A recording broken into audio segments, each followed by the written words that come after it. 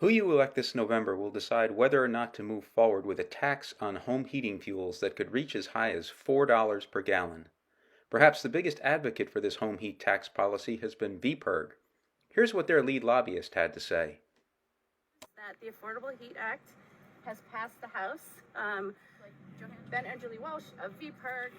It's about time that Vermont finally stepped up on climate. We have seen a lot of ideas sort of come and go over the years. This one would finally actually take an entire sector of Vermont's economy and say, we're going to do what it takes to get the climate pollution reductions that we need to see here in Vermont. We're going to continue to make our case throughout the rest of the legislative process, whatever that brings, and then on through implementation at the Public Utilities Commission. And here's who VPIRG is endorsing in this election for the Vermont House and Senate. Why?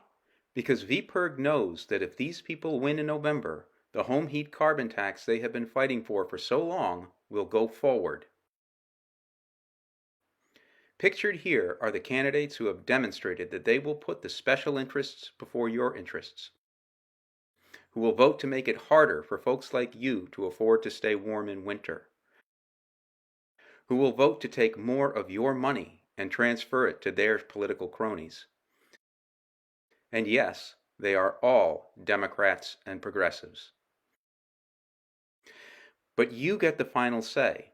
If you don't want this Unaffordable Heat Act to become law in 2025, the solution is to vote these people out and vote in the common sense Vermont Republicans who have pledged to support Governor Scott and vote no on the Unaffordable Heat Act.